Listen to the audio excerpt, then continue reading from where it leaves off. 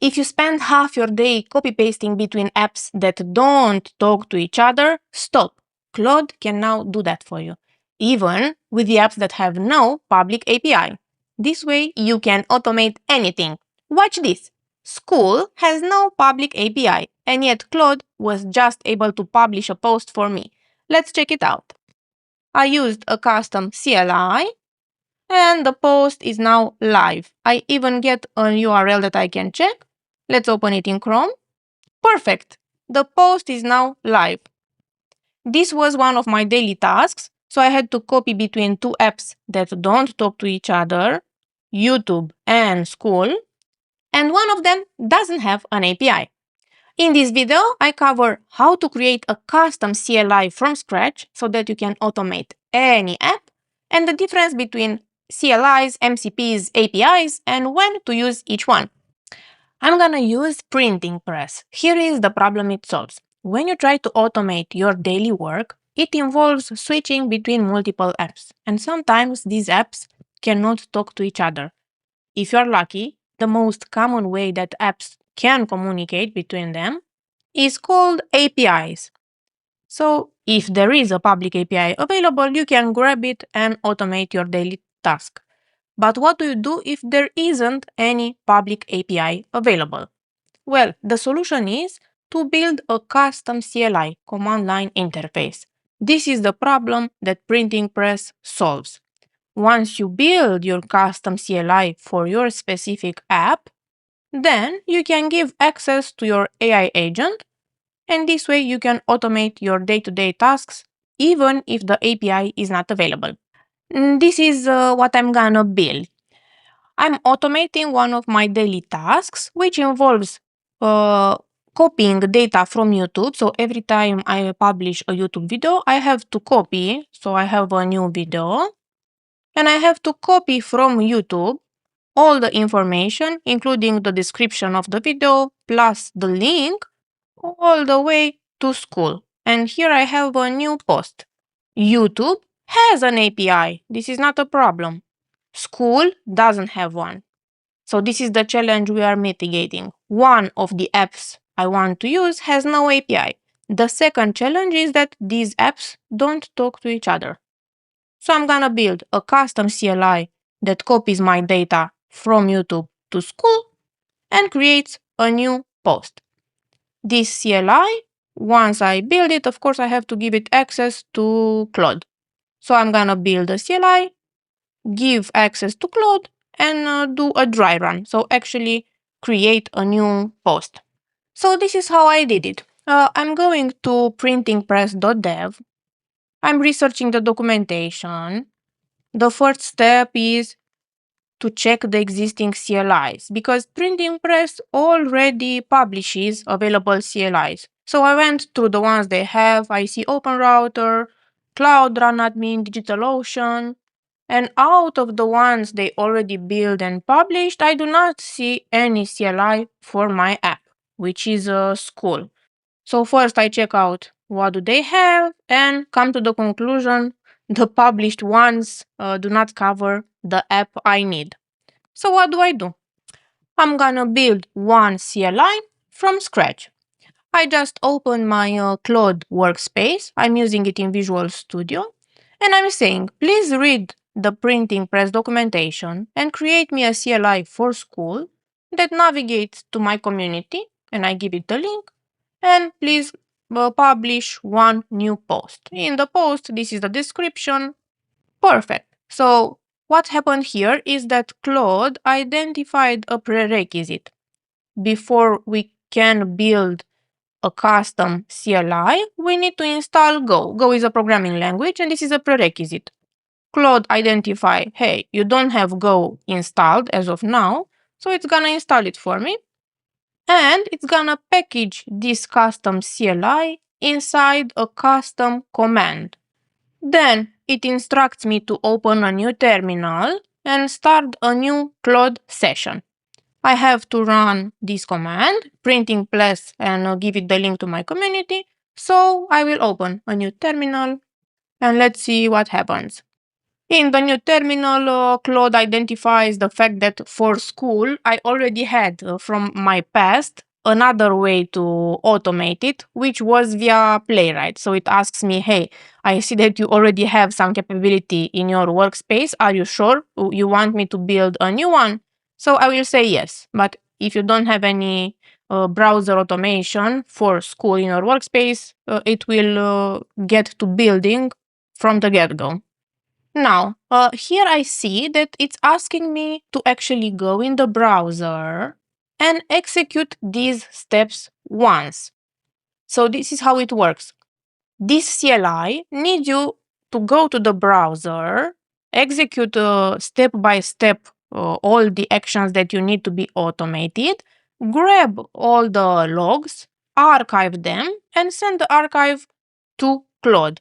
This archive, it will be HTTP archive, so it will be .har. So this is what we are gonna do next.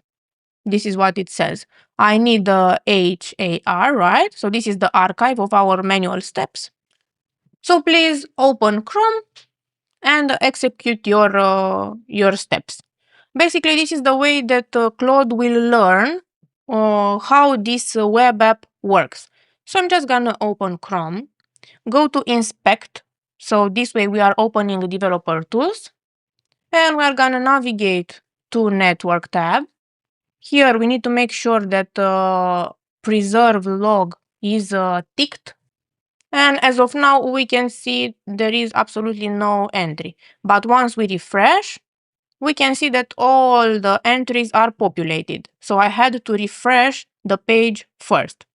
Now I will try to do the steps that I want my CLI to reproduce. In my case, I'm just gonna post a new video with a title, a description, and I also want to publish the video from YouTube to publish it here. So basically I will do all these steps manually. And in the right hand side, in the network, all the calls will appear as I go. This is the idea. First, I'm trying to add a link.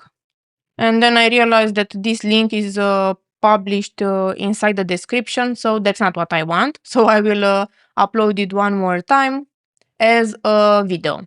Add video. Go ahead and grab the actual video from YouTube and add it. As we can see, it's pre-populated and it even fetched the thumbnail from YouTube. And I will go ahead and post it. And that's it. Now, the next step is to fetch actually all the logs. So get all the logs.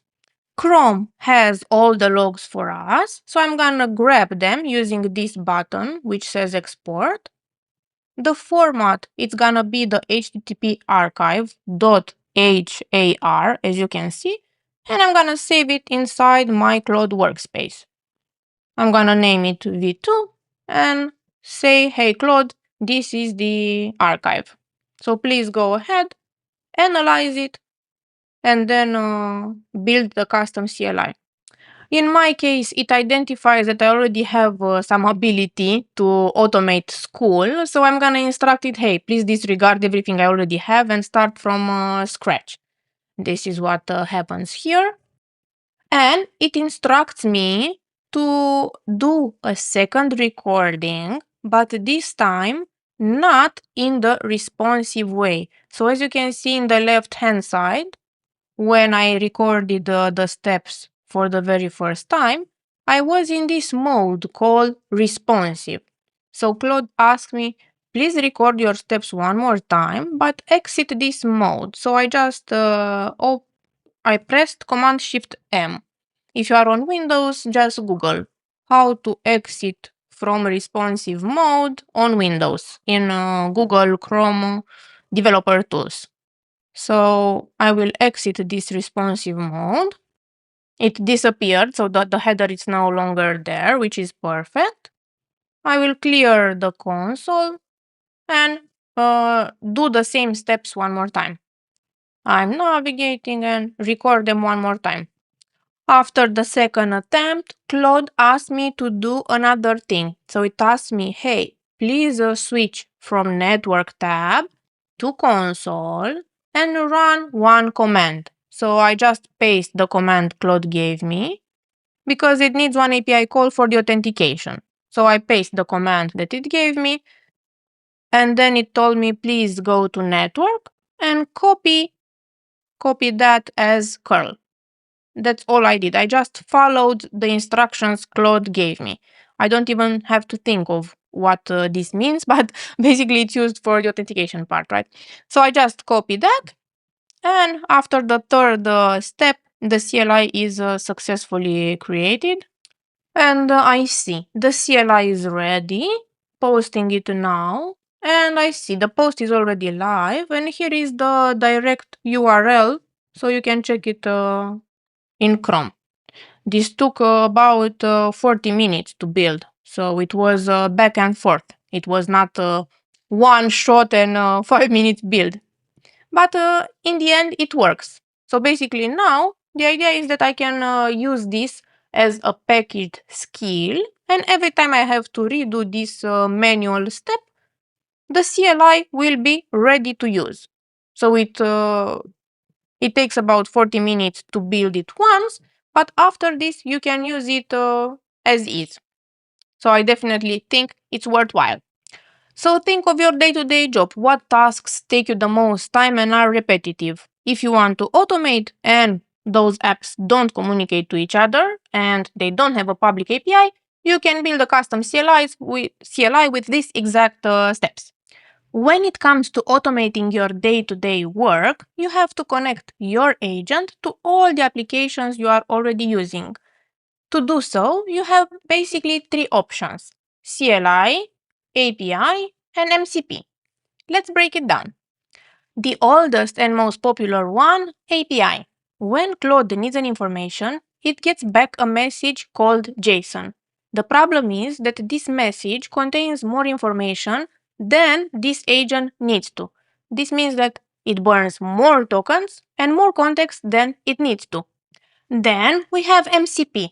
Every time you start a conversation with Claude, all the MCPs you ever connected are eating up your context. Let me show you mine. I have about 10 MCPs. But the problem is, today I do not need all of them. So when I start a new session, all these MCPs are loaded anyways.